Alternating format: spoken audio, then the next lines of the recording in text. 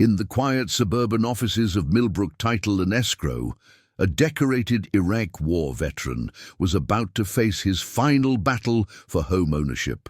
What started as a routine real estate settlement took a shocking turn when systematic discrimination threatened to destroy his American dream. Marcus Sullivan wasn't your typical home buyer. For 3 tours, he had served in Iraq's most dangerous provinces, known for his unwavering loyalty and determination to provide for his sister. When he encountered Agent Victoria Hartwell's discriminatory tactics, he had no idea he was walking into a decades-old exclusion network. What began as one man's dream would become a reckoning when 23 veterans arrived at settlement day. Before we jump back in, tell us where you're tuning in from, and if this story touches you, make sure you're subscribed, because tomorrow I've saved something extra special for you. Marcus Sullivan turned his weathered Ford pickup onto Maple Street, the late morning sun filtering through oak leaves that hadn't yet surrendered to autumn's pull. The trees formed a canopy over modest 2-story homes, each with their own character, some with wraparound porches, others with bay windows that caught the light just right. This was what he'd pictured when he'd close his eyes during those long nights in Baghdad, when the sounds of distant explosions made sleep impossible. The GPS announced his destination, but Marcus had already spotted it. 1247 Maple Street sat back from the road, a colonial with cream siding and forest green shutters. The front yard wasn't large, but it was well maintained, bordered by hostas that would bloom in spring. A mental image flashed, Elena studying at the kitchen table while he grilled burgers on a back deck. Simple, normal. Everything their cramped 2-bedroom apartment near the community college couldn't provide. He pulled into the driveway, noting how the concrete was cracked but not beyond repair, the kind of honest wear that came from use, not neglect. His hands gripped the steering wheel tighter than necessary, a habit he'd developed since coming home 3 years ago. Deep breath. The meditation techniques from his VA counselor kicked in automatically. A silver BMW was already parked near the front walk. Victoria Hartwell, according to her business card. He'd researched her thoroughly, top agent in the Millbrook area, specializing in the Oakwood neighborhood. Her website showed a woman in her early 40s with perfectly styled blonde hair and a smile that reached her eyes in professional headshots. Marcus checked his appearance in the rearview mirror. Clean shave, hair still military short, though he'd been out for 3 years. The button-down shirt Elena had insisted he buy for job interviews looked crisp enough. His reflection showed the same face that had stared back at him from Humvee mirrors in Anbar province, but the eyes carried different weight now. Less hypervigilance, more hope. The front door opened before he reached it. Victoria Hartwell emerged, extending a manicured, "And Mr. Sullivan, Victoria Hartwell, Hartwell and Associates. Thank you for meeting me on such short notice." Her handshake was firm, professional. "Thank you for accommodating my schedule, Ms. Hartwell. I work odd hours sometimes." "Not a problem at all. Shall we take a look?" The front door opened to reveal hardwood floors that needed refinishing, but showed good bones underneath. Natural light streamed through windows that hadn't been updated in decades, but were clean and functional. The living room was spacious enough for Elena's study, sessions and small enough to feel like home. "Built in 1952, Victoria said, consulting her tablet. "The previous owners maintained it well. New roof 2 years ago, updated electrical in 2018. Marcus moved through the space methodically, checking corners where water damage typically appeared, testing light switches, running his hand along window frames. Habits from his construction work during high school, before the army changed everything. "You're very thorough," Victoria observed. "Are you in construction?" "Mechanic, mostly, but I grew up helping my dad with house projects." The past tense came easier now. 3 years since the accident that took both parents during his second deployment. 3 years of raising Elena while finishing his own degree on the GI Bill. The kitchen needed updating, but had good cabinet bones and a window over the sink that looked out to a small backyard. Elena would love the natural light while she studied. The thought of her bent over medical textbooks at a real dining table instead of their cramped kitchenette made his chest tight with possibility. "This is perfect for a starter home," Victoria said. "Though I have to ask, are you planning to live here alone, young man like yourself?" "My sister and I. She's finishing pre-med." Marcus opened the refrigerator, noting it was older, but clean. "I promised my parents I'd see her through school." Something shifted in Victoria's expression. Not disapproval exactly, but calculation. "That's admirable. Family responsibility is important. And your employment situation?" "I work at Davidson's Auto Repair downtown. Steady work, been there 2 years." He didn't mention the nightmares that sometimes made early shifts difficult, or the way unexpected noises still made him reach for weapons that weren't there. "And before that?"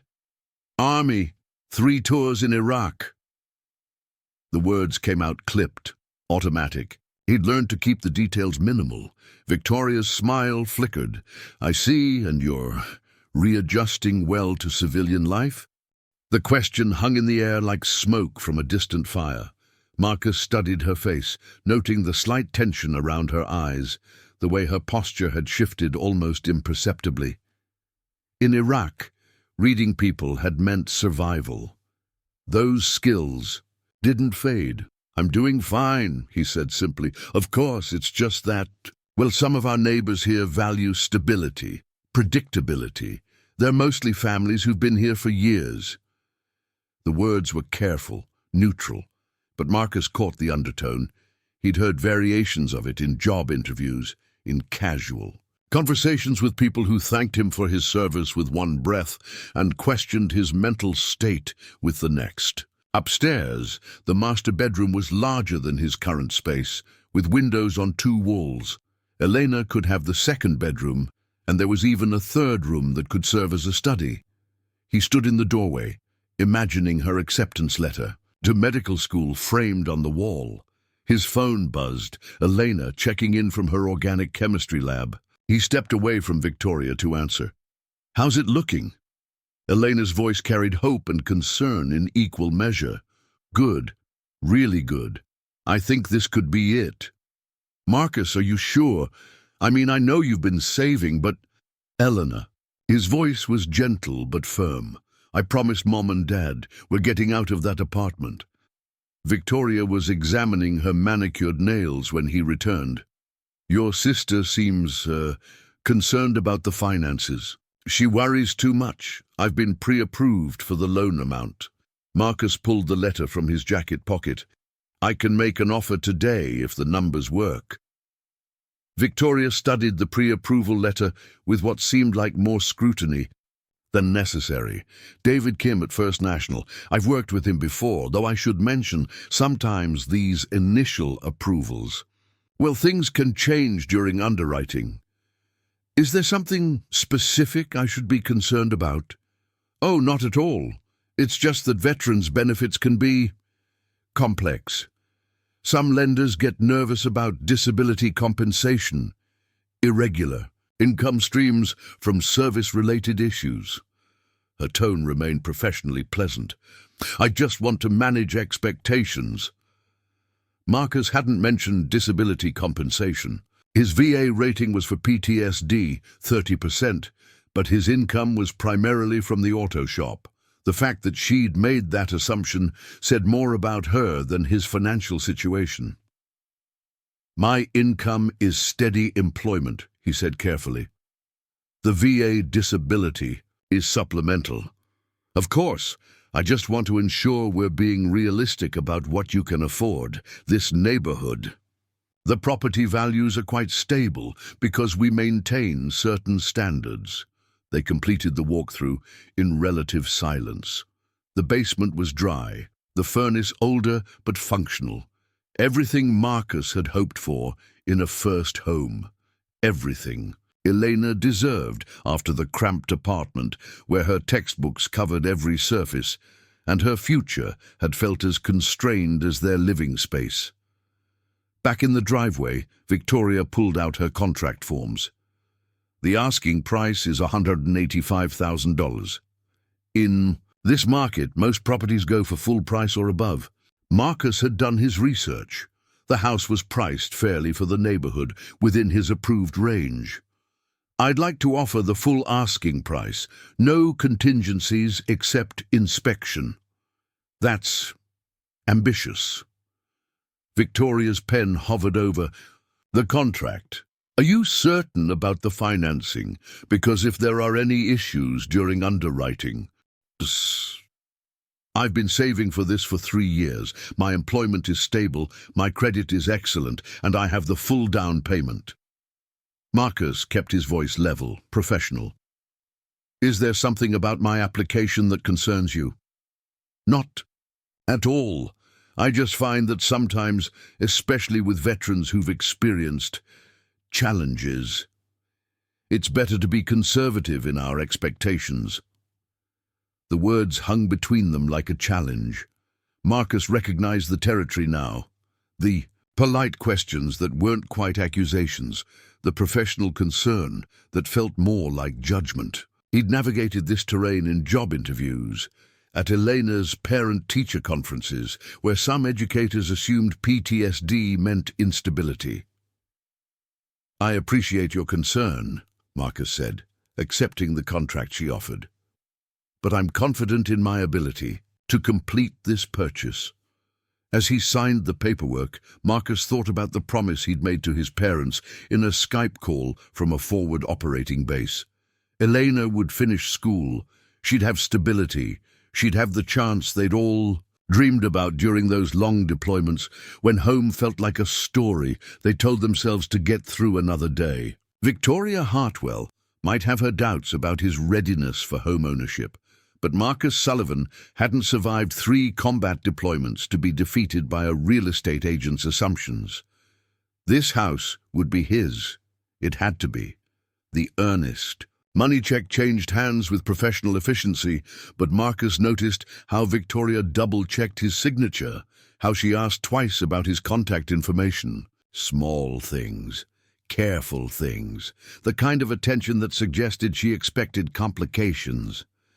As he drove away from Maple Street, Marcus called Elena with the news. Her excitement crackled through the phone, bright and infectious. But something nagged at him about Victoria's questions, about the way she'd looked at his paperwork, like she was searching for problems rather than processing a sale. In Iraq, that kind of instinct had kept him alive. He hoped it was just civilian. Paranoia now. But 3 tours had taught him that when something felt wrong, it usually was. Marcus's optimism lasted exactly 4 days. He was underneath a 2018 Honda Civic at Davidson's Auto Repair when his phone rang Tuesday morning, the familiar tone cutting through the steady hum of pneumatic tools and classic rock from the shop radio. Oil from the drain pan spattered as he slid out from under the car, wiping his hands on a rag before answering. "Mr. Sullivan, this is Victoria Hartwell. I hope I'm not catching you at a bad time." Her voice carried a different quality than it had during their house tour, less warmth, more administrative distance. Marcus glanced at the clock. 9:47 a.m., early for real estate calls. "I have a few minutes. Is there news about the offer?" "Well, that's what I'm calling about. There seem to be some complications with your documentation. Nothing major, I'm sure, but the underwriters have flagged a few items that need clarification." Marcus straightened, immediately alert. "What kind of complications?" "Oh, just standard verification procedures. Your employment history, some questions about the consistency of your income reporting. The bank wants additional documentation about your military discharge, your VA benefits, that sort of thing." The words felt carefully chosen, professionally vague. Marcus had submitted everything on David Kim's checklist. tax returns, pay stubs, bank statements, his DD-214 discharge paperwork. I provided everything David requested during pre-approval. What specifically are they questioning? A pause. Well, you know how these things are. Banks are so cautious these days, especially with unique situations. Veterans' benefits can be complicated to verify. Sometimes there are questions about the permanence of disability compensation, the likelihood of employment stability given adjustment challenges. Adjustment challenges. Marcus repeated the phrase, noting how it managed to reference his PTSD without directly saying it. Ms. Hartwell, my employment record shows 2 years of steady work, excellent performance, reviews, and consistent income. What exactly needs clarification? I'm sure it's nothing we can't resolve. Could you stop by the office tomorrow? Say, around 2? We can review everything together and get this sorted out. After hanging up, Marcus stared at his phone for a long moment. The conversation felt wrong, though he couldn't pinpoint exactly why. In Iraq, that kind of instinct had saved lives. Here, it might just be paranoia born from too many months of hypervigilance. His supervisor, Pete Davidson, emerged from the office with a clipboard.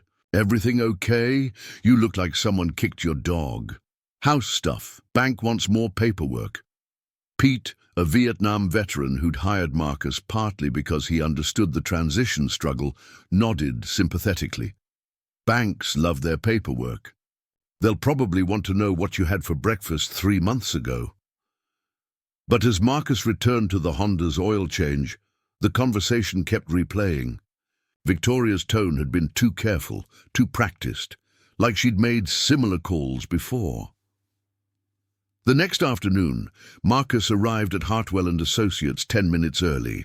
The office occupied a converted Victorian house on Millbrook's main street, with gleaming hardwood floors and tasteful antique furniture that whispered of established success. Victoria's assistant, a young Asian woman, looked up from her computer with a genuinely warm smile.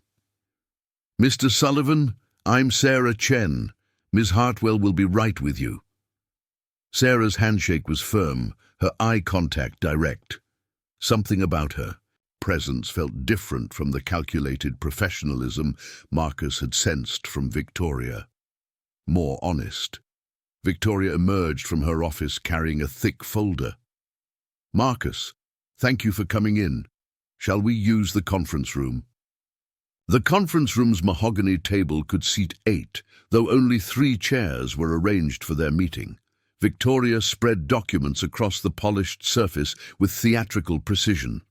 "So, the bank has raised several concerns about your application." She opened a manila folder. "First, there are questions about income stability. Your VA disability rating, they want clarification about whether this is permanent or subject to review."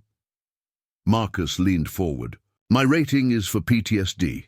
It's been stable for 2 years, and my employment income is completely separate from VA benefits." "Of course, but you understand their concern about reliability. Veterans with PTSD sometimes experience episodes that affect work performance." The words hung in the air like an accusation wrapped in professional concern. Marcus felt his jaw tighten. "Has my employer reported any performance issues? Because my reviews have been excellent." No, nothing like that. It's just, well, the bank wants to be thorough. There have been cases where veterans seemed stable initially, but then..." Victoria gestured vaguely. "Stress can trigger unpredictable responses."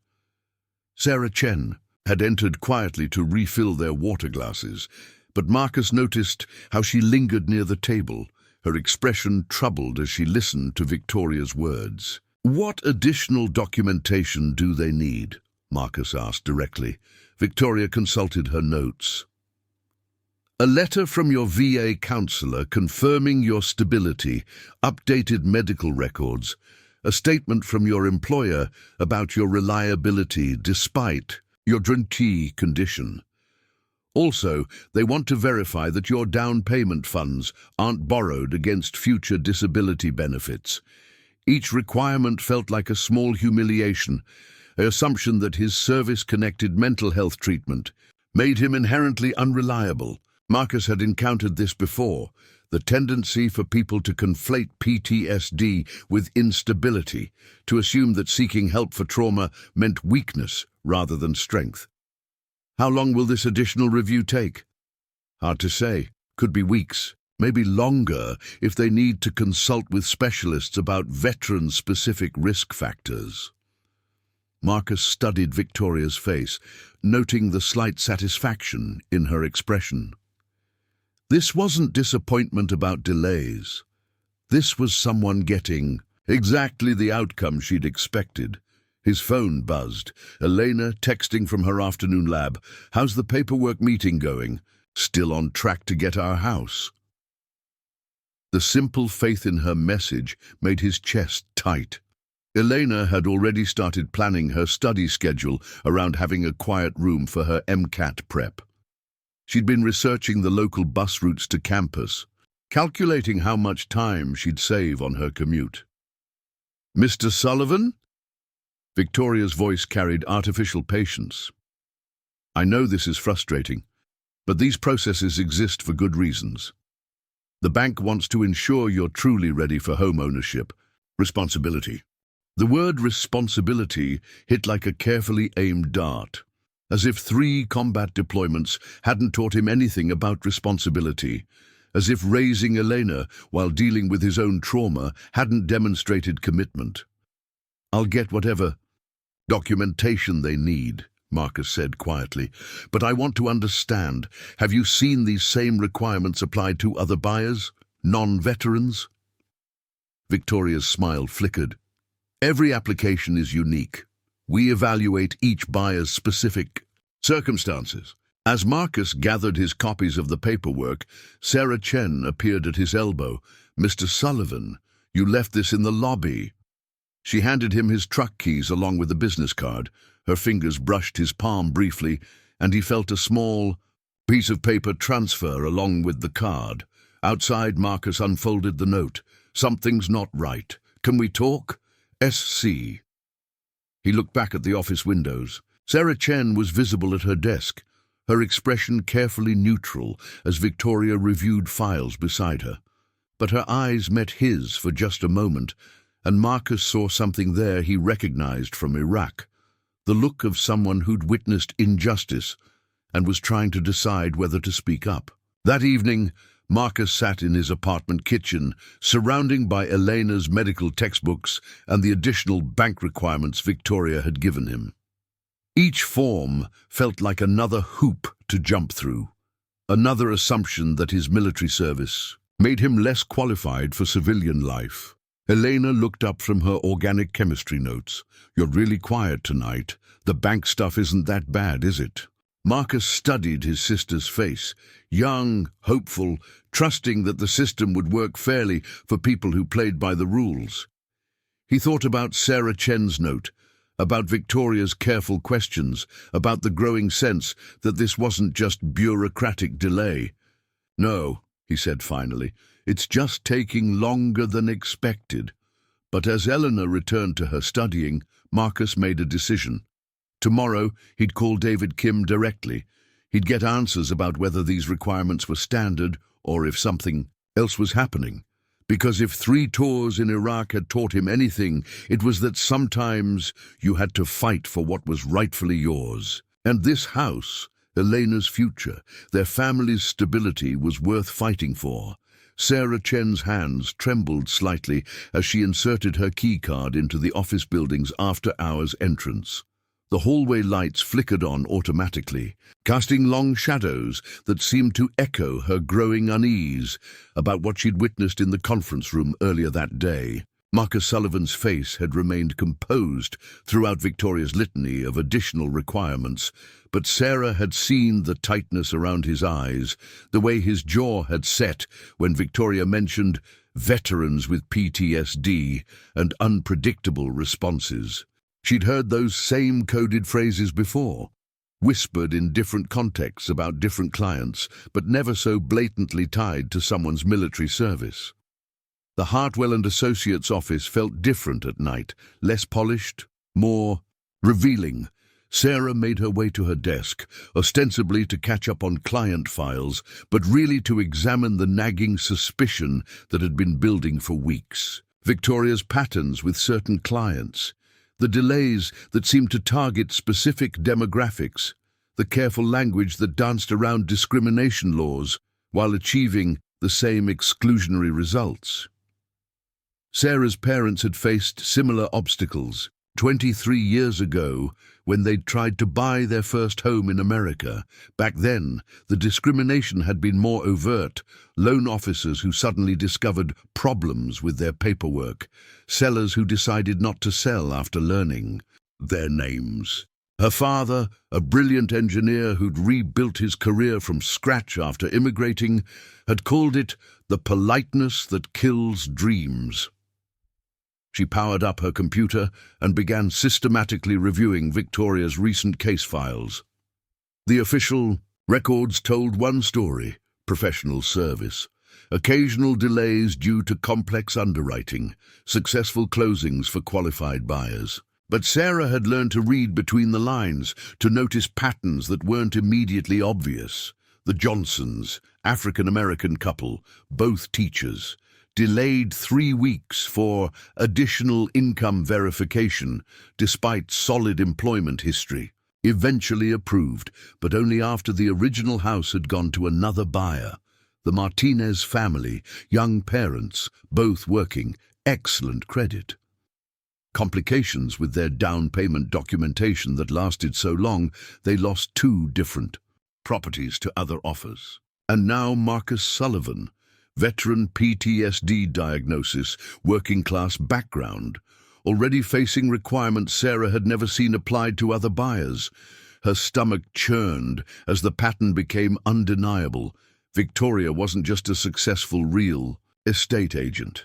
She was a gatekeeper, carefully controlling who gained access to Millbrook's desirable neighborhoods through a system of delays, additional requirements, and manufactured complications. Sarah's phone buzzed with a text from her law school friend Jenny. "How's the real estate world treating you? Still planning to change the industry from within?" The irony of the message hit hard. Sarah had chosen real estate specifically to help families achieve homeownership, inspired by her parents' struggle and her belief that everyone deserved fair treatment in housing. Instead, she'd discovered she was working for someone who systematically undermined that principle. She heard footsteps in the hallway and quickly minimized her computer screen. Victoria appeared in the doorway, looking surprised, but not displeased. "Sarah? I didn't expect anyone here this late. Just catching up on some files. The Martinez closing has some loose ends." Sarah kept her voice steady, professional. Victoria moved closer, her heels clicking on the hardwood floor. "Good. Attention to detail is what separates successful agents from mediocre ones." She paused, studying Sarah's workspace. "Speaking of attention to detail, I noticed you seemed distracted during the Sullivan meeting today." The words carried a subtle warning. Sarah met Victoria's gaze directly. "Just taking notes, making sure I understood the bank's requirements." "Good, because it's important that newer agents understand how these situations work.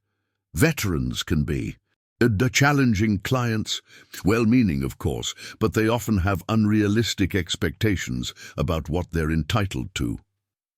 Victoria's tone was conversational, but her eyes were calculating. "The Sullivan case is a perfect learning opportunity. Sometimes kindness means helping people understand their limitations before they overextend themselves." Sarah nodded, not trusting herself to speak. Victoria's rationalization was polished, probably repeated to herself and others countless times. The idea that discrimination could be reframed as protection, that exclusion was actually kindness. "I'm glad we're on the same page," Victoria continued. This business requires discretion, loyalty, the ability to understand that what's best for our clients isn't always what they think they want. After Victoria left, Sarah sat in the darkness of her cubicle, her mind racing. She thought about Marcus Sullivan's controlled composure, his obvious love for his sister, the way he'd methodically inspected every corner of that house like someone who understood the value of a solid foundation. He deserved better than Victoria's manufactured obstacles, but challenging Victoria meant risking her own career. Sarah was still paying off law school loans, still building her client base, still proving herself in an industry where connections and reputation meant everything. Victoria's recommendation could open doors throughout the region. Her opposition could close them just as effectively.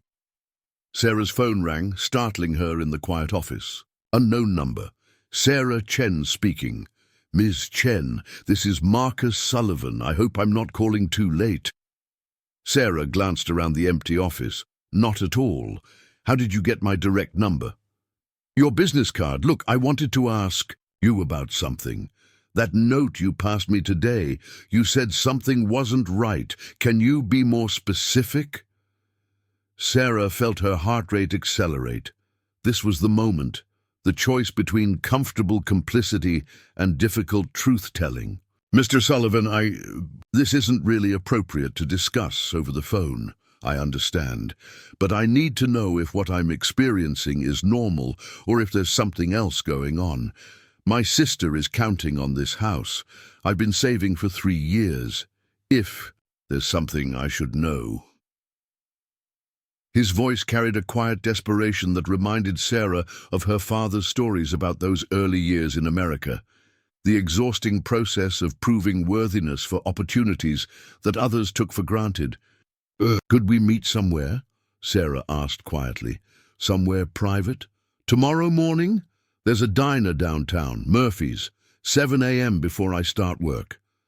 After hanging up, Sarah stared at her computer screen, where Victoria's case files still glowed with their damning patterns. She thought about her parents, about the promise she'd made to herself when she entered real estate, about Marcus Sullivan's faith that the system would work fairly.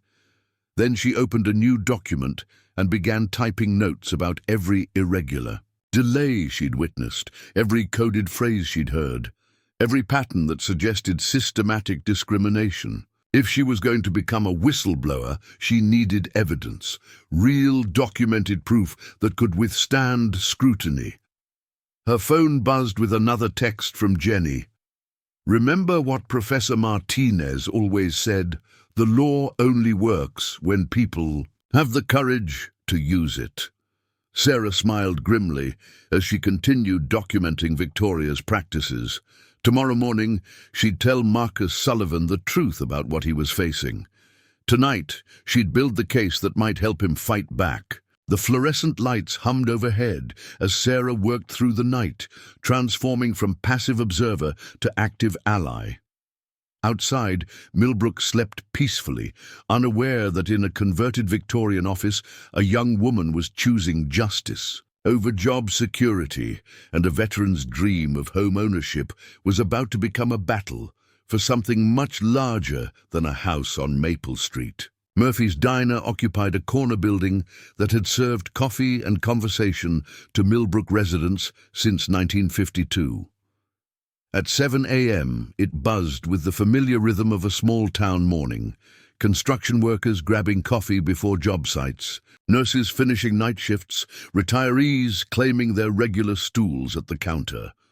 Marcus arrived first, choosing a corner booth that offered clear sightlines to both the entrance and the street. Old habits from patrol duty in Baghdad, but useful for any meeting where sensitive information might be exchanged. He'd been awake since 4, his mind cycling through possibilities about what Sarah Chen might reveal. Sarah entered at exactly 7, her professional attire slightly out of place among the diner's working-class clientele. She spotted Marcus immediately and made her way over, her expression tense but determined. "Thank you for meeting me," she said, sliding into the opposite seat. I wasn't sure you'd actually come. When someone suggests there's something I should know about my house purchase, I listen. Marcus signaled the waitress for coffee. What exactly isn't right about my situation? Preparing and narrating this story took us a lot of time. So if you are enjoying it, subscribe to our channel. It means a lot to us. Now back to the story. Sarah pulled out a manila folder, glancing around to ensure their conversation remained private. Mr. Sullivan, how much do you know about Victoria's track record with veteran clients? Nothing specific. She came recommended as the top agent in the area. She is successful, but not necessarily for the reasons people think. Sarah opened the folder, revealing photocopied documents and handwritten notes. I've been reviewing her cases from the past 2 years. There's a pattern. She spread several sheets across the table. The Johnsons delayed 3 weeks for income verification, despite both being tenured teachers, lost their first choice house. The Rodriguez family, additional requirements that magically appeared after Victoria learned about Mr. Rodriguez's deployment history. The Williams couple suddenly discovered neighborhood concerns about compatibility. Marcus studied the documents, noting the coded language in Victoria's notes. Needs additional stability verification. Questionable long-term reliability. May not align with community standards. These are all veterans, minorities, or working-class families trying to buy in upper-middle-class neighborhoods, Sarah finished. And it gets worse. Victoria doesn't work alone. She pulled out another set of documents. David Kim at First National. He's been pressured by his supervisors to apply enhanced scrutiny to certain loan applications. The criteria are never explicitly stated, but the pattern is clear. Veterans with PTSD diagnoses, anyone receiving disability benefits, applicants whose income doesn't fit traditional white-collar profiles. Marcus felt something cold settle in his stomach. How do you know about the pressure on David? Because he's been struggling with it. David's a good person caught in a bad system. He's mentioned the pressure to other agents, asking if they've noticed similar patterns with their clients' loans. The waitress approached with coffee, and both fell, silent until she moved away. Marcus stared into his cup, processing the implications. So this isn't just Victoria being cautious about my application. It's systematic. Sarah's voice dropped lower. Victoria learned these practices from her father, Robert Hartwell Sr. He built the family business in the 1970s using redlining techniques that were legal then. When the laws changed, the methods became more subtle, but the goal remained the same, controlling who gets access to certain neighborhoods. Marcus looked up sharply. Robert Hartwell Sr. is still involved?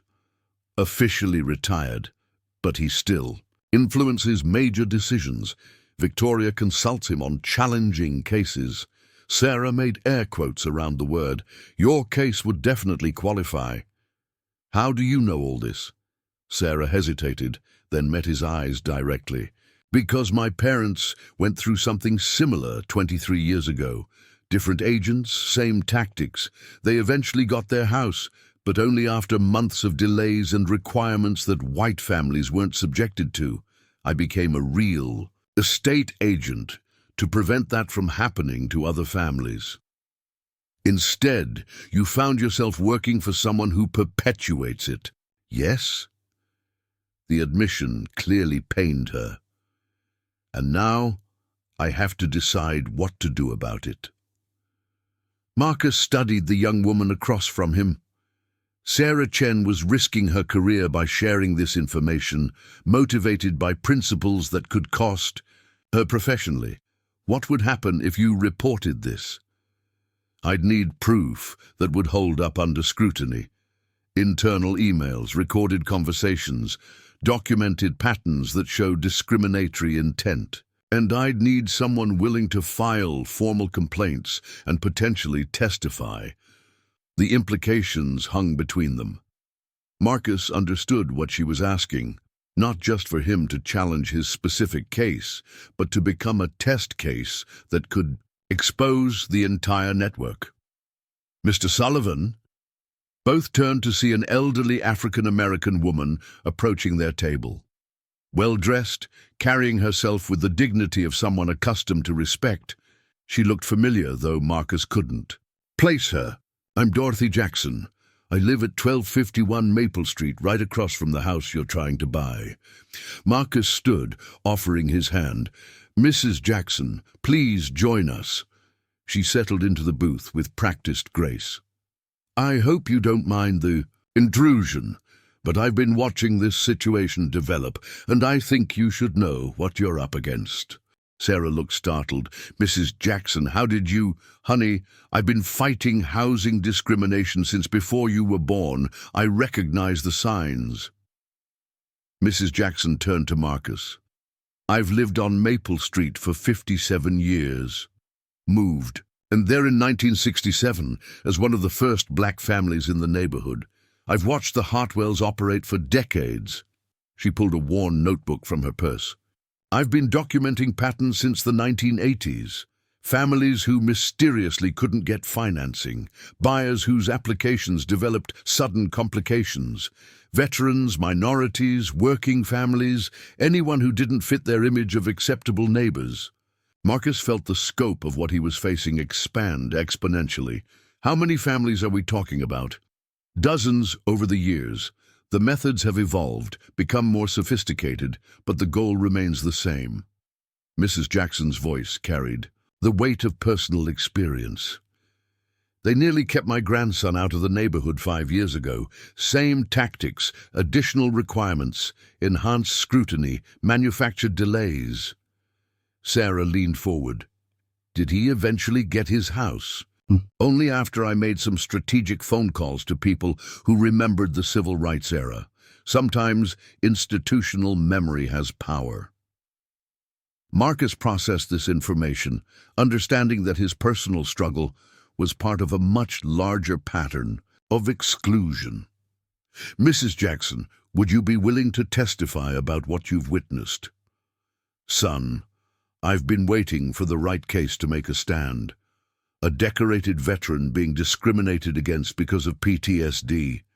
That might finally wake people up to what's been happening in plain sight." As the three sat in the diner, documents spread between them, Marcus realized his house purchase had become something larger than personal home ownership. It was a confrontation with decades of carefully maintained discrimination, a system designed to exclude people like him while maintaining plausible deniability. The question was whether he was ready to fight not just for his own dream, but for every family who'd been quietly turned away from neighborhoods they deserved to call home. Outside, Millbrook continued its morning routine, unaware that in a corner booth at Murphy's Diner, 3 people were planning to challenge a network that had operated in shadows for far too long. Marcus sat in his truck outside Murphy's Diner. For 10 minutes after Mrs. Jackson and Sarah had left, staring at the folder of evidence Sarah had compiled. The morning rush-hour traffic moved past in a steady stream. Teachers heading to school, office workers commuting to jobs where they didn't have to prove their worthiness every day, families living lives unencumbered by the systematic barriers. He was just beginning to understand. His phone showed 3 missed calls from Eleanor, probably worried about his early meeting, knowing he'd tell her everything was fine even if it wasn't. The same protective instinct that had carried him through. 3 deployments now felt inadequate against an enemy that hid behind professional smiles and legal technicalities. Marcus pulled out his phone and scrolled to a contact he hadn't called in 6 months, James Bulldog Washington. His former platoon sergeant, the man who'd pulled him from the wreckage after the IED that killed Tommy Brennan and changed everything. Bulldog had made it clear when Marcus left the service, if you need anything at all, you call. Pride had kept Marcus from reaching out during the hardest months of transition, but this wasn't about pride anymore. This was about Elena's future and the principle that veterans shouldn't face a second war just to live the American dream they'd fought to defend. The phone rang twice before Bulldog's familiar gravelly voice answered. "Well, I'll be damned. Marcus Sullivan. About time you called, soldier. Hey, Sarge, I know it's been a while. Bullshit. You don't call your old platoon sergeant to catch up? What's wrong?" Marcus had forgotten how Bulldog could cut through pretense with surgical precision. It was what had made him such an effective leader in Iraq, the ability to assess a situation and get straight to the heart of the problem. "I'm trying to buy a house, first house, and I think I'm getting screwed because I'm a veteran." Silence on the other end, but not the empty kind. Marcus could practically hear Bulldog's tactical mind, processing the information, fitting it into patterns he'd seen before. "Tell me everything. Start from the beginning." Marcus spent 15 minutes laying out the entire situation. Victoria's subtle questions, the additional requirements that seemed designed to delay rather than verify, Sarah's documentation of systematic discrimination, Mrs. Jackson's decades of observations. Bulldog listened without interruption, occasionally asking for clarification on specific details. "Son of a bitch," Bulldog finally said. "Marcus, you know what this is, right? This is the same garbage that happened to black veterans after World War II, Vietnam vets in the 70s. Every generation of warriors comes home to find out some people think military service makes you damaged goods. I know, but knowing and proving are different things. True, but you're not fighting this alone. Give me 3 hours to make some calls. I want to know exactly who we're dealing with and what resources we can bring to bear." "Bulldog, I don't want to make this into something bigger than—" "Stop right there." Bulldog's command voice cut through Marcus's protest. "You think this is just about you? This discrimination network has been operating for decades. How many other veterans got turned away because they didn't have the resources to fight back? How many families are living in substandard housing because these bastards decided they weren't worthy of better neighborhoods?" Marcus knew that tone. Bulldog had used it in Iraq when explaining why they couldn't ignore intelligence about insurgent safe houses, why every mission mattered beyond its immediate objectives. "Besides," Bulldog continued, his voice warming slightly, "Tank Rodriguez is about 90 minutes from your location. He's been doing construction work in Pennsylvania since he got out. I guarantee he'd want to know what's happening to one of his squad mates." The mention of Tank sent a wave of memory through Marcus. Miguel "Tank" Rodriguez, who'd lost his left leg below the knee in the same explosion that killed Tommy, who'd spent months in rehab at Walter Reed, relearning how to walk while maintaining the same stubborn optimism that had carried him through 2 combat deployments. "Tank's close? Close enough, and Marcus, I'm going to start reaching out to the rest of the unit, not just the guys still local. Everyone. Because if this goes to court, if this becomes a public fight, you're going to need witnesses who can speak to your character, your service, your fitness for civilian life." Marcus felt something shift in his chest. The isolation he'd carried since leaving the army, the sense of fighting civilian battles without backup, began to ease for the first time in years. "Sarge, are you sure? I mean, people have their own lives." "Marcus, listen to me. Tommy Brennan died in that explosion. You and Tank survived. You think any of us are going to let some civilian assholes dishonor Tommy's memory by treating his brothers like second-class citizens? Not happening." After hanging up, Marcus sat in the parking lot for another few minutes, processing the shift from personal struggle to collective action. In Iraq, no one fought alone. Every mission was backed by the full weight of military brotherhood. Coming home had meant learning to navigate civilian challenges without that support structure, accepting that problems were individual rather than shared. But this felt different. This wasn't just about his adjustment to civilian life or his personal struggles with PTSD. This was about systematic injustice targeting veterans as a class, and that made it everyone's fight. His phone buzzed with a text from Elena. "How did the meeting go? Everything okay?" Instead of his usual reassurance, Marcus typed back, "Meeting was informative. Going to be fighting for this house harder than expected. But I'm not fighting alone anymore." Within an hour, his phone started ringing. Tank Rodriguez, calling from a construction site outside Philadelphia. "Marcus, Bulldog filled me in. Pack a bag, hermano, because I'm driving down tonight. You think I'm going to let some pencil-pushing real estate agent discriminate against my brother? Not happening." Then Danny Torres from Atlanta, who'd served as their radio operator. "Boss says you need character witnesses. I'll be there. My wife thinks I'm crazy, but she also thinks anyone who messes with veterans deserves what's coming." By afternoon, Marcus had heard from 8 members of his old unit. Some could travel, others could provide written statements or sworn affidavits. All were angry about the discrimination and ready to support whatever action Marcus decided to take. Detective Ray Morales returned Marcus's call just before 5 p.m. "Mr. Sullivan, I got your message about filing a housing discrimination complaint. I have to say, cases involving veterans are particularly important to me. I'm former Marine Corps, did 2 tours in Afghanistan." "I appreciate you calling back, Detective. This situation is more complex than I initially realized. Most discrimination cases are. Can you come in tomorrow morning? Bring whatever documentation you have. And Mr. Sullivan, don't let anyone convince you this is normal bureaucracy. Sometimes you have to fight for what you've earned."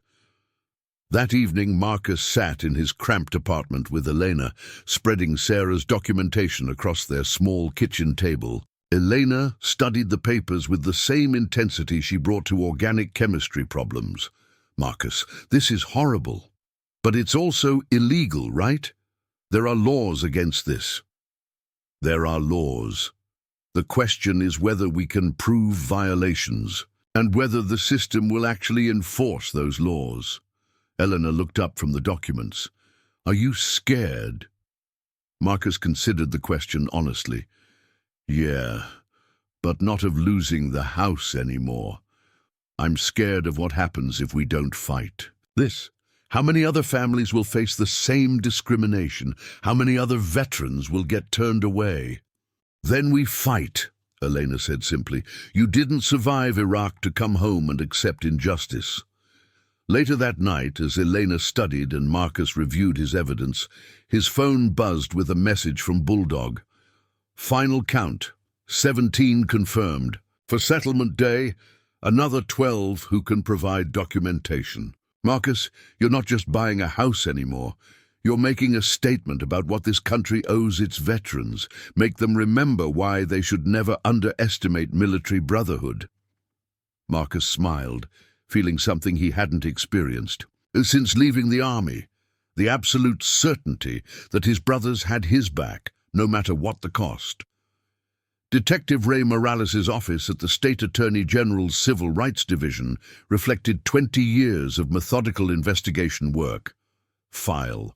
Cabinets organized by case type, wall charts tracking discrimination patterns, and a coffee maker that had seen better decades. Marcus arrived at 8 a.m. sharp, carrying a briefcase Elena had bought him specifically for this meeting. "Mr. Sullivan." Detective Morales stood, extending his hand. "Semper Fi." "Army, actually, but thank you for taking this case, Detective." Morales gestured to a chair across from his desk. "Army, Marine Corps, doesn't matter. What matters is that you served this country and now you're facing discrimination because of it. That's unacceptable." Marcus spread Sarah's documentation across Morales' desk, watching the detective's expression grow increasingly grim as he reviewed the evidence. 20 minutes of silence broken only by the scratch of Morales' pen as he made notes. "This is systematic," Morales finally said, "and it's been going on for years. Ms. Chen did excellent work documenting these patterns. The question is whether we can prove discriminatory intent in court. What would that require? Ideally, recorded conversations, internal emails discussing exclusionary tactics, testimony from multiple victims, and cooperation from someone inside the network. Morales looked up. Ms. Chen is one insider. We need others. Marcus's phone buzzed. Text from Sarah. David Kim wants to meet today. He's scared but ready to talk. Marcus showed the message to Detective Morales, who nodded approvingly. Bank officials with conscience are rare. If Mr. Kim can document the pressure he's received to discriminate against veteran loans, that's significant evidence. 2 hours. Later, Marcus and Detective Morales sat in David Kim's cramped office at First National Bank. David looked like he hadn't slept in days, his usually pristine appearance disheveled, his hands shaking slightly as he poured coffee. I need to show you something, David said, pulling out a manila folder. But first, I need your word that my cooperation will be kept confidential until absolutely necessary. Mr. Kim, I can't guarantee complete anonymity if this goes to trial, Detective Morales said carefully. But I can promise that we'll protect you as much as legally possible. David nodded, then opened the folder. These are internal memos from my supervisor, Regional Manager Patricia Stevens. She's been pressuring loan officers to apply enhanced scrutiny to what she calls high risk. Demographics. The first memo, dated 6 months ago, used careful language about responsible lending practices and thorough risk assessment. But the patterns were clear: additional requirements for veterans with disability ratings, delayed processing, for applicants receiving government benefits, elevated documentation standards for anyone whose income came partially from military sources. This is explicit guidance to discriminate, Detective Morales said, photographing each page. Mr. Kim, how many veterans have been affected by these policies? Dozens, maybe more. Stevens implements these requirements verbally most of the time, but occasionally she puts things in writing when she thinks loan officers aren't being aggressive enough in their screening. David pulled out another document. This is from last week, after your application came through, Mr. Sullivan. Stevens wanted to know why I'd approved a veteran with PTSD for a mortgage in that price range without additional psychiatric evaluation. Marcus felt anger rise in his chest. Psychiatric evaluation for a house loan. Stevens suggested that veterans with combat-related mental health issues represent elevated foreclosure risks due to potential instability. She wanted documentation that you were receiving consistent treatment and psychiatric confirmation that your condition wouldn't interfere with employment. Detective Morales looked up sharply. Those requirements aren't legal for conventional mortgages. Did you implement them? I stalled, told Stevens I needed time to research the legal requirements. That's when I realized I couldn't continue participating in this system. David's voice grew stronger. My father fought in Korea. He came home to face discrimination in housing, employment, education. I won't perpetuate that cycle. What changed your mind? Marcus asked. David met his eyes directly. Stevens showed me your file and said, these military types think their service entitles them to whatever they want. Our job is to manage their expectations. That's when I knew this wasn't about risk assessment. It was about prejudice. Detective Morales finished photographing the documents. Mr. Kim, would you be willing to testify about these practices? And more importantly, would you be willing to wear a wire to record conversations with your supervisor? David's hands stopped shaking. Yes, but I need protection. Stevens has connections throughout the regional banking system. If this backfires, I'll be blacklisted. We'll work with federal banking regulators to ensure your protection, Detective Morales assured him. This kind of systematic discrimination violates multiple federal laws. Marcus's phone rang. Bulldog, Washington. Marcus, we have a problem. Tank's in town, but he just heard some interesting information from his construction contacts. Seems Like Victoria Hartwell has been making calls, asking questions about your background, your military service, your stability since coming home. So, what kind of questions? The kind that suggests she's building a case to justify denying your application. Tank thinks she's contacted people at the VA, former supervisors, maybe even trying to get information about your medical treatment. Detective Morales was listening intently. He gestured for Marcus to put the call on speaker. Mr. Washington, this is Detective Ray Morales, State Attorney General's office. What you're describing could constitute harassment and potentially illegal information gathering. Can your friend provide specifics about who Ms. Hartwell contacted? Affirmative, Detective. Tank's got names, dates, and some of the questions she asked. Want me to bring him by? Within an hour, Tank Rodriguez sat in Detective Morales's office, his prosthetic leg visible below rolled-up jeans, his expression darker than Marcus had seen since their combat days. Victoria Hartwell called my former supervisor at the construction company where I worked last year, Tank said. Asked about my adjustment issues, whether I had problems with authority, if my disability affected my work performance. When my supervisor asked why she needed the information, she said she was doing due diligence on a veteran's home purchase application. She specifically mentioned veterans? Detective Morales asked.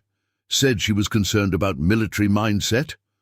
Compatibility with civilian neighborhood standards. My supervisor told her to go pound sand, but he was disturbed enough to call and warn me.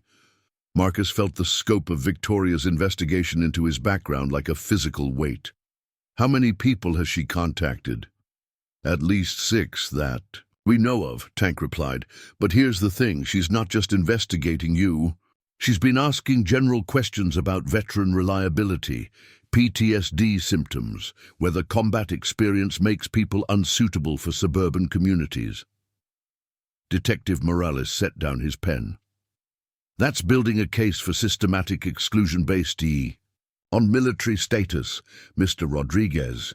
Would these supervisors be willing to testify about these calls? They're already drafting statements. Turns out questioning veterans' fitness for civilian life doesn't sit well with people who understand military service. No, as the meeting concluded, Detective Morales outlined the next steps. We now have evidence of systematic discrimination at both the real estate and banking levels, witness testimony about harassment and illegal information gathering and documentation of a network that's been operating for decades. Mr. Sullivan, this case has grown beyond your individual home purchase. Marcus looked at Tank, then at the stack of evidence covering Detective Morales' desk. What are you saying?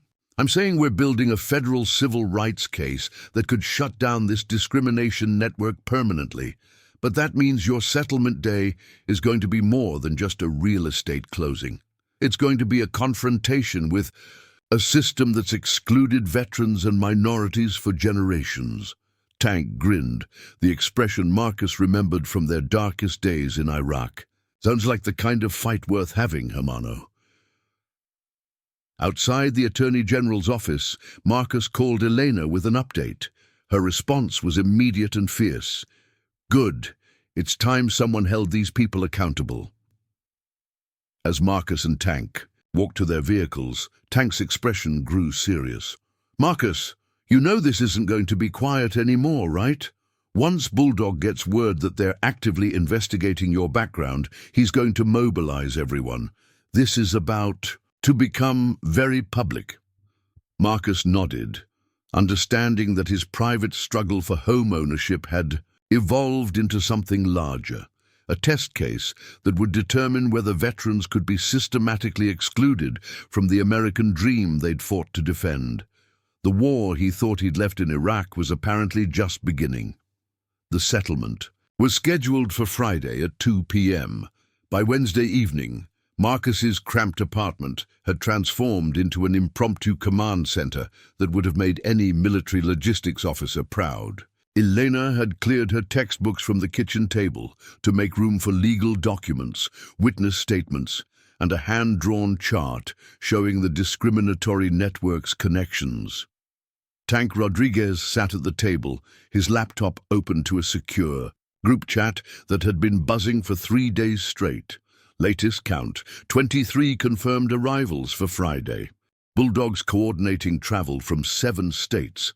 Danny Torres is driving up from Georgia with 3 guys from his National Guard unit. Marcus stared at the growing list of names, soldiers he'd served with, Marines Tank had met in VA hospitals, Air Force veterans from Elena's campus veteran support group who'd heard about the case through military networks. This is getting bigger than I expected. Good, Elena said firmly from the kitchen, where she was making enough coffee to caffeinate a small platoon. These people need to see what they're really fighting, not just one veteran trying to buy a house, but the entire military community standing up to discrimination. Sarah Chen knocked on the door at exactly 7 p.m., carrying a briefcase and looking more determined than Marcus had ever seen her. She'd been officially terminated from Hartwell and Associates that afternoon after Victoria discovered her cooperation with the investigation. I brought copies of everything, Sarah said, settling at the table, including some documents Victoria thought she'd destroyed. She pulled out a manila folder. Internal correspondence between Victoria and her father about managing problematic clients. Email threads with Regional Manager Patricia Stevens about coordinating bank delays with real estate obstacles. Tank whistled low. They kept records of their discrimination. Arrogance, Sarah replied. They've been operating with impunity for so long, they stopped being careful. Robert Hartwell Sr. even has a checklist for identifying undesirable buyers, veterans with disability ratings, families receiving government assistance, anyone whose employment history includes military service. Marcus's phone rang. Detective Morales. Mr. Sullivan, I wanted to update you on tomorrow's situation. Victoria Hartwell's legal team has filed for an emergency postponement of your settlement, claiming they need additional time to review your financial fitness. On what grounds? They're arguing that your PTSD diagnosis represents a material change in circumstances that requires additional evaluation. Essentially, they're claiming that seeking mental health treatment makes you unsuitable for home ownership.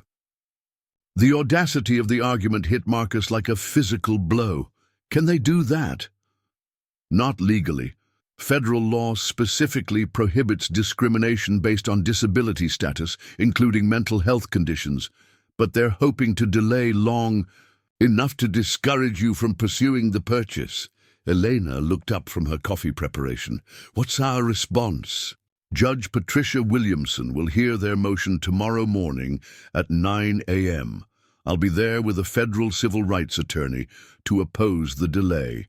The settlement will proceed as scheduled. After Detective Morales hung up, the apartment fell silent except for the hum of Tank's laptop and the distant sound of Elena's organic chemistry study group meeting in the building's common room. You know what this means, right? Tank said quietly.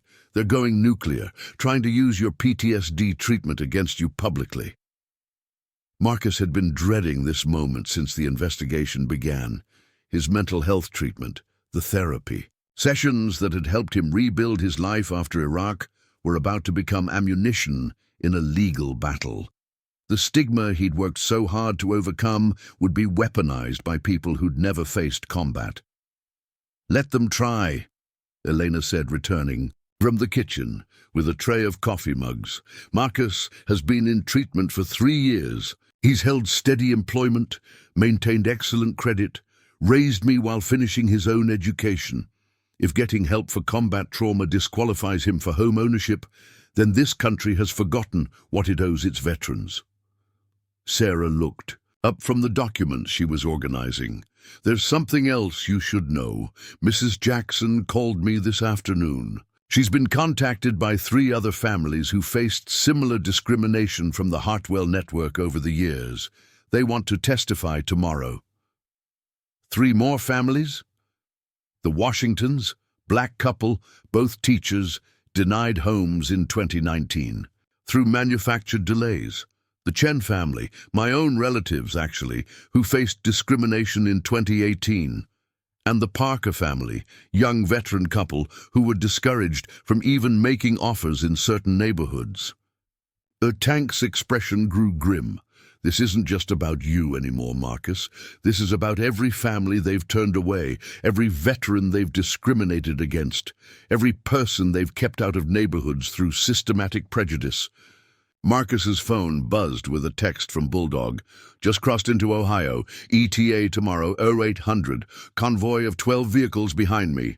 Time to remind these civilians what military precision looks like. The image of his former platoon sergeant leading a convoy of veterans across state lines to support his home purchase felt surreal. These were men and women with jobs, families, responsibilities of their own, dropping everything to stand with a brother facing discrimination. "I need some air," Marcus said, stepping onto the apartment's small balcony. Eleanor followed him outside.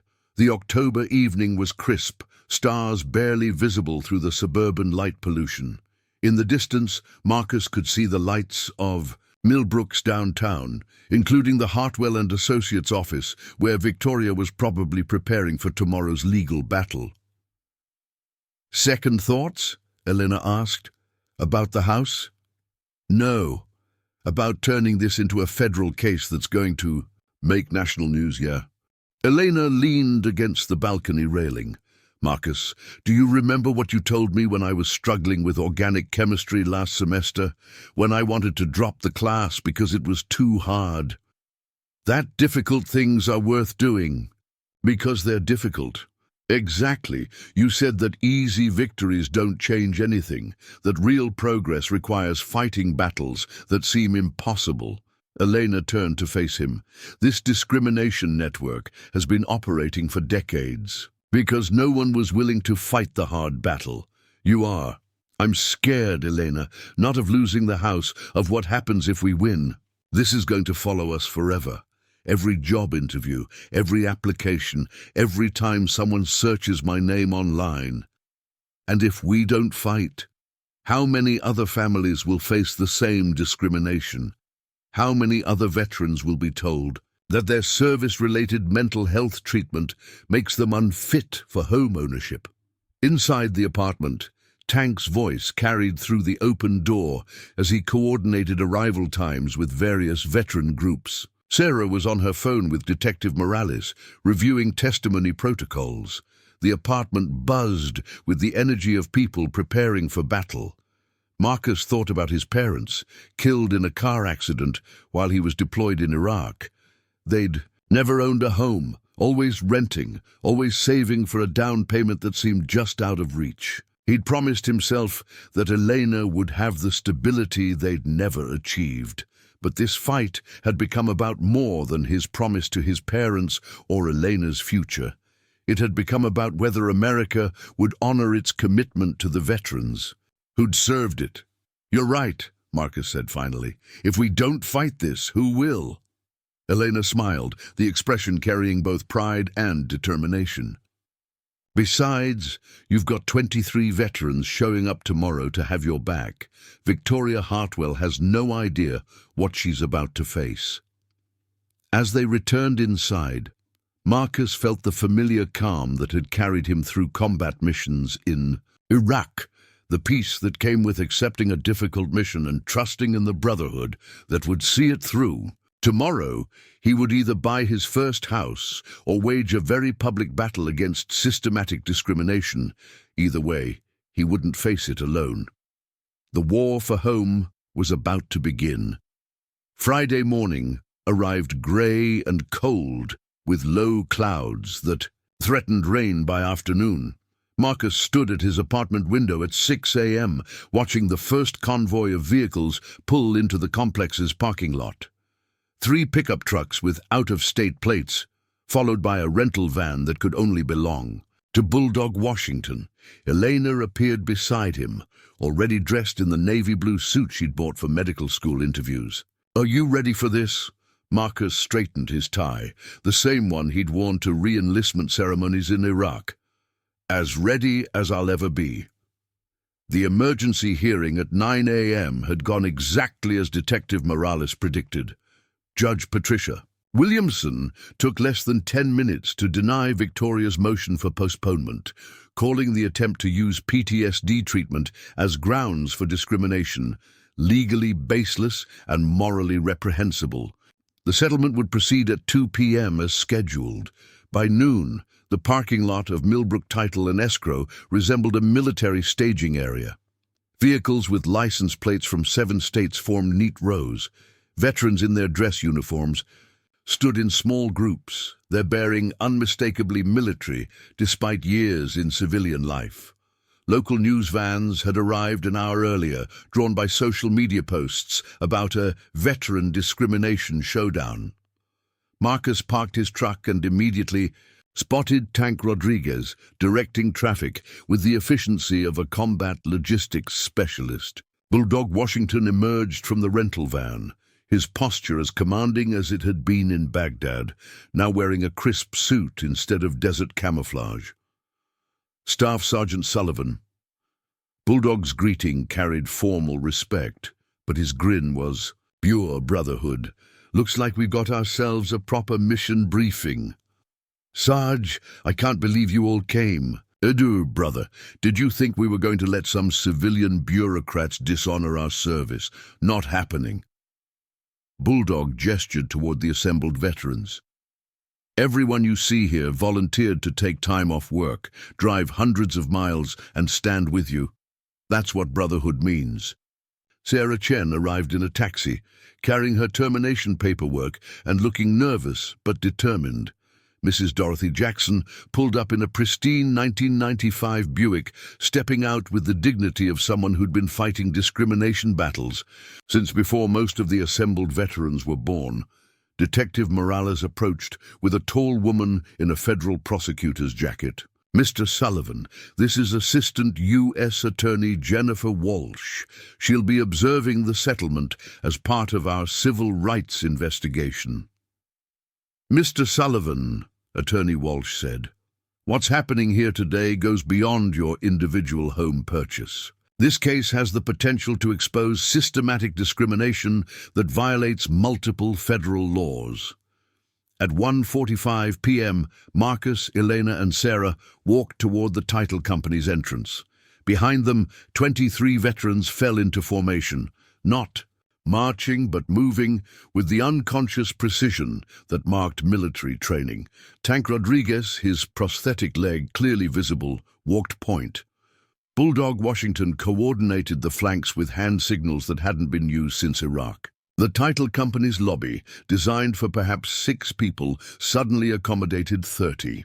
Victoria Hartwell was already there with her legal team, 3 lawyers in expensive suits who looked increasingly uncomfortable as more veterans filed through the door. Victoria's composure cracked as she recognized the scope of what she was facing. This wasn't just one veteran trying to buy a house. This was a coordinated response from the entire military community.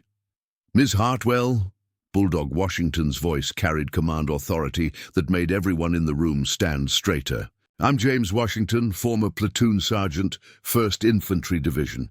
I served 3 tours in Iraq with Staff Sergeant Sullivan. I'm here to ensure he receives the same fair treatment any American citizen deserves when purchasing a home." Victoria's lead attorney, a thin man with nervous eyes, stepped forward. "This is highly irregular.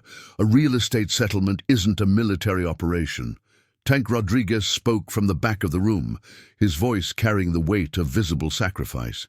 "Sir, when a decorated combat veteran faces discrimination because of his military service, it becomes everyone's concern. We're not here to intimidate anyone. We're here to witness justice." Mrs. Dorothy Jackson moved through the crowd with the authority of someone accustomed to respect. "Victoria Hartwell, I've known your family for 40 years. I watched your father use these same tactics against black families, immigrant families, anyone he decided didn't belong in his neighborhoods. It stops today. The title officer, a middle-aged woman named Patricia Mills, looked overwhelmed by the crowd, but determined to proceed professionally. If we could begin the settlement process. Victoria's attorney made one final attempt. We need additional time to review the buyer's psychological fitness for homeownership. Recent evidence suggests... Evidence suggests what? Elena's voice cut through the lawyer's objection with surgical precision. That seeking treatment for combat trauma disqualifies my brother from home ownership, that serving this country makes him unfit for civilian life? Danny Torres, Marcus's former radio operator, stepped forward. Sir Staff Sergeant Sullivan carried wounded soldiers under fire. He coordinated medical evacuations that saved lives. He served this country with honor and distinction. Any suggestion that he's unfit for home ownership is an insult to every person who's worn this nation's uniform. Detective Morales appeared at Victoria's shoulder.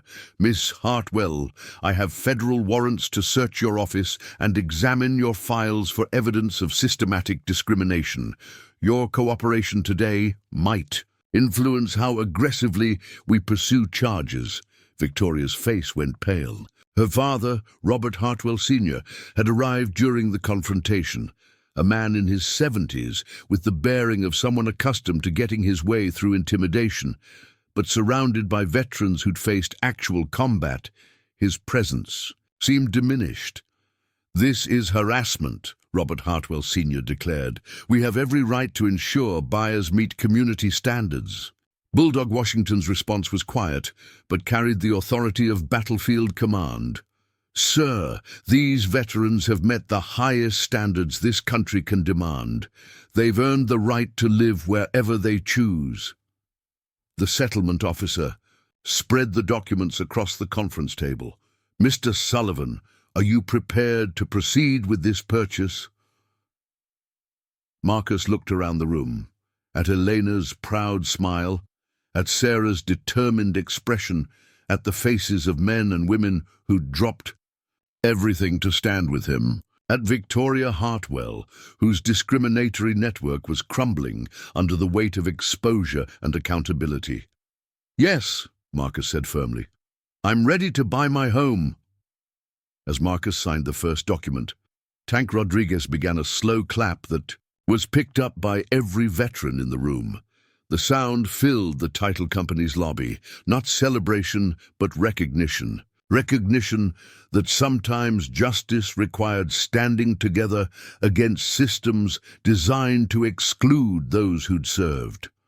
Victoria Hartwell signed the seller's documents with shaking hands, her discriminatory network finally facing consequences that couldn't be avoided through legal maneuvering or bureaucratic delays. Outside, rain had begun to fall, but inside the title company, Marcus Sullivan was about to receive the keys to his first home, and his military brothers were about to witness justice served to those who'd questioned their worthiness. The settlement was more than a real estate transaction. It was a reckoning. The title officer's hands shook slightly as she prepared the final documents. Patricia Mills had overseen hundreds of real estate settlements, but never one where federal. Investigators flanked the buyer, and 23 veterans stood witness to what had become a test case for military discrimination. Victoria Hartwell's signature on the seller's disclosure looked more like a medical tremor than the confident flourish Marcus had seen on their initial contract. Her legal team huddled in whispered conversation, clearly aware that they were witnessing the collapse of a discriminatory system they'd helped maintain. Detective Morales stepped forward as the final papers were signed. Ms. Hartwell, you're being served with a federal subpoena requiring your testimony in a civil rights investigation. Your father, Robert Hartwell Sr., is also being served. The elder Hartwell's face flushed red as he accepted the legal documents. This is harassment. My family has operated legitimate businesses in this community for 50 years. Assistant U.S. Attorney Jennifer Walsh's voice cut through his protests with prosecutorial precision. Mr. Hartwell, your legitimate business has systematically excluded veterans, minorities, and working-class families from home ownership for decades. That pattern ends today. Tank Rodriguez moved closer to Victoria, his prosthetic leg clearly visible as he approached. "Ma'am, I lost this leg serving our country in Iraq. When I came home, I faced discrimination from people who questioned whether wounded veterans could be reliable neighbors. Your network's discrimination isn't just illegal, it's unpatriotic." Victoria couldn't meet his eyes. Her carefully constructed professional facade had crumbled completely, revealing the prejudice she'd inherited from her father and perpetuated through bureaucratic cruelty. Patricia Mills cleared her throat. "Mr. Sullivan, the final step is the transfer of deed and keys. Congratulations on your new home." The moment felt surreal. Marcus accepted the keys to 1247 Maple Street, while federal agents served warrants and his military brothers bore witness to justice finally being served. Elena squeezed his arm, her medical school ring catching the fluorescent light. "We did it," she whispered. "We did more than that," Marcus replied, watching Detective Morales escort Victoria toward the exit. "We exposed a system that's been hurting families for generations." Sarah Chen stepped forward, her termination paperwork still clutched in her hand. "Mr. Sullivan, I know this cost me my job, but watching this, seeing them finally held accountable, it was worth it." Bulldog Washington's command voice filled the room. "Sarah, I've got contacts throughout the region, ethical real estate firms who've been looking for agents with integrity. You'll have job offers by Monday." As the crowd began to thin, Mrs. Dorothy Jackson approached Marcus with something that looked like an old photo album. "Young man, I want to show you something." She opened the album to reveal black and white photographs from the 1960s. Families moving into houses, children playing in yards, communities being built by people who'd been told they didn't belong in certain neighborhoods. "This is the Johnson family, first black family, on Oak Street, 1967. This is the Nakamura family, 1969, first Japanese-American family in the Millbrook Heights development. Every one of these families faced discrimination similar to what you experienced." She turned the page. "And this is my family, 1967, moving into our house on Maple Street." The photograph showed a younger Mrs. Jackson with her husband and 3 small children, standing proudly in front of a modest colonial house, the same neighborhood where Marcus had just purchased his home. "Mrs. Jackson, why are you showing me this?" "Because today you became part of this history, not just as someone who overcame discrimination, but as someone who fought back hard enough to stop it from happening to others. These people," she gestured toward the departing veterans, "they didn't just help you buy a house. They helped you break a system." Detective Morales returned with an update. "Victoria Hartwell has agreed to cooperate with our investigation in exchange for reduced charges. She's provided evidence of systematic discrimination going back 15 years, including communications with bank executives, appraisers, and other real estate agents. Robert Hartwell Sr. is facing federal civil rights violations that could result in significant prison time." "What about the other families they discriminated against?" Elena asked. "We're contacting every family we can identify. Some cases are beyond the statute of limitations, but others may be eligible for compensation and damages. More importantly, we're implementing oversight measures to prevent this kind of discrimination in the future." Assistant U.S. Attorney Walsh approached with additional news. "Mr. Sullivan, your case has attracted attention from the Department of Veterans Affairs and the Department of Housing and Urban Development. They're launching a joint task force to investigate veteran discrimination in housing nationwide. Your courage in fighting this publicly is going to help veterans across the country."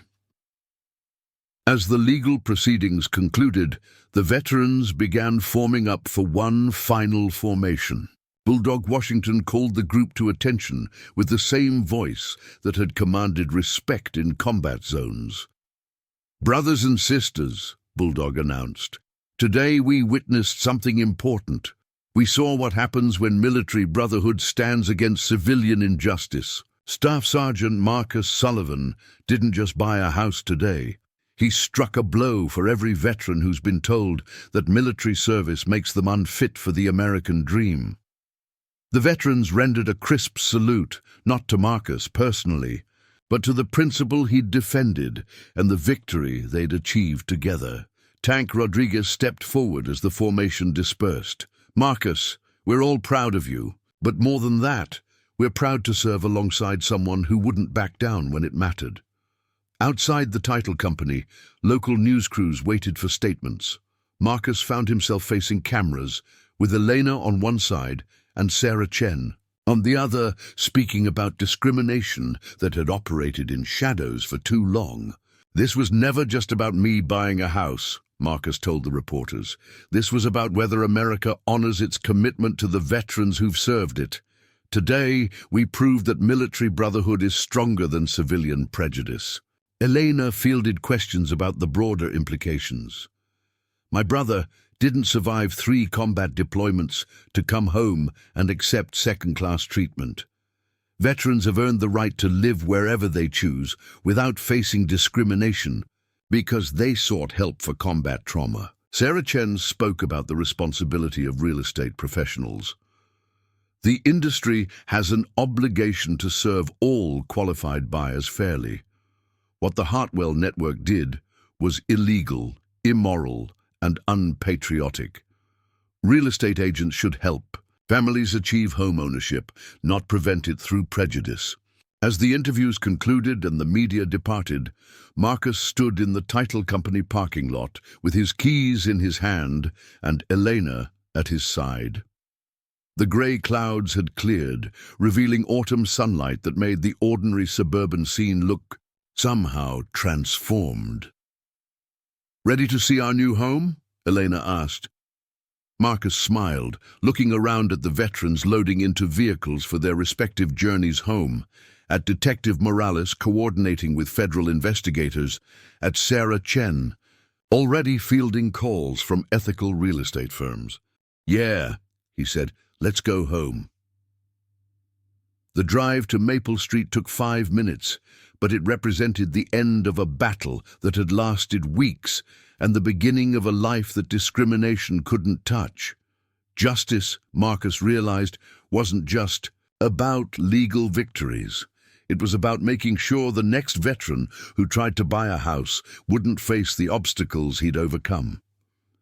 The key turned smoothly in the lock of 1247 Maple Street, and for the first time in 3 years, Marcus Sullivan crossed the threshold of a home that truly belonged to him. Elena followed close behind, her footsteps echoing in the empty living room, where natural light streamed through windows that were now theirs to clean, theirs to cover, theirs to look through every morning. "It's really ours," Elena breathed. Setting down the box of belongings they'd brought for this first visit, Marcus walked through the rooms methodically, not as a prospective buyer checking for problems, but as a homeowner taking inventory of possibilities. The kitchen, where Elena would study for her MCAT, the spare bedroom that could become her dedicated study space, the small backyard where they might eventually host the barbecues he'd dreamed about during those long Baghdad nights. A convoy of pickup trucks pulled into the driveway. Tank Rodriguez emerged from the lead vehicle, followed by 6 other veterans who'd volunteered to help with the move. Bulldog Washington stepped out last, carrying a toolbox that had seen service in multiple deployments. "Hope you don't mind," Tank called out, "but we figured you could use some help getting settled. Military tradition, no one moves alone." What followed was the most efficient move in residential history. Box trucks appeared with donated furniture from veteran families throughout the region. Elena's modest belongings from their cramped apartment filled less than half the space available in their new home. Danny Torres arrived with a housewarming gift, a folded American flag that had flown over their forward operating base in Iraq. "Figured it belonged here," he said simply, helping Marcus hang it in the living room's place of honor. In the corner of the master bedroom, Marcus created a small memorial space, a photograph of Tommy Brennan in dress uniform, the Bronze Star citation they'd both earned in the same firefight where Tommy died, a piece of shrapnel from the IED explosion that had changed everything. Not a shrine to trauma, but a reminder of sacrifice and brotherhood that had brought him to this moment. Elena found him there an hour later, sitting on the floor surrounded by unpacked boxes. "You okay?" "Tommy would have loved this house," Marcus said quietly. "He was always talking about getting out of the army, finding a place where he could have a workshop in the garage, maybe restore classic cars. He'd be proud of what you did to get here, not just buying the house, but fighting for what was right." Mrs. Dorothy Jackson appeared at the front door, carrying a casserole dish and wearing a smile that could have powered the neighborhood. "Welcome to Maple Street, officially this time." She surveyed the organized chaos of moving day, veterans efficiently unpacking boxes, Elena directing furniture placement with the precision of a field surgeon, the general atmosphere of military brotherhood applied to domestic logistics. "You know, I've lived on this street for 57 years, and I've never seen a move-in quite like this one," Mrs. Jackson observed. "Usually, new neighbors get a pie and maybe some help carrying boxes. You've got a full battalion." Sarah Chen arrived during the afternoon, carrying her new business cards from Morrison and Associates, an ethical real estate firm that had hired her specifically because of her courage in exposing the Hartwell discrimination network. "I wanted to tell you," Sarah said, 3 more families have come forward with evidence of discrimination. The federal task force is expanding the investigation to cover the entire Tri-County area." "How many families do they think were affected?" Elena asked. "Potentially hundreds over the past 2 decades, but because of your case, because you fought publicly, they're finally getting justice." As evening approached, the house had transformed. From empty rooms to a functioning home. Elena's medical textbooks filled built-in bookshelves in what was now her study. Marcus's few personal possessions found appropriate places throughout rooms that finally felt spacious enough for the life they'd been building. Bulldog Washington made an announcement to the assembled veterans. "Brothers and sisters, mission accomplished, but this is more than just getting Marcus into his house. We've proven that military brotherhood extends to civilian life, that we don't abandon our own when they face injustice." Tank Rodriguez raised a beer bottle in salute. "To Marcus Sullivan, for showing us that some battles are worth fighting, on home soil." As the veterans prepared to leave for their respective homes across 7 states, Marcus felt something he hadn't experienced since leaving the army. The peace that came with knowing his mission was complete, and his brothers approved of how he'd conducted himself. Elena stood in their new kitchen, already planning where to hang her acceptance letter when medical school responses arrived. "Marcus, what are you going to do with all this space?"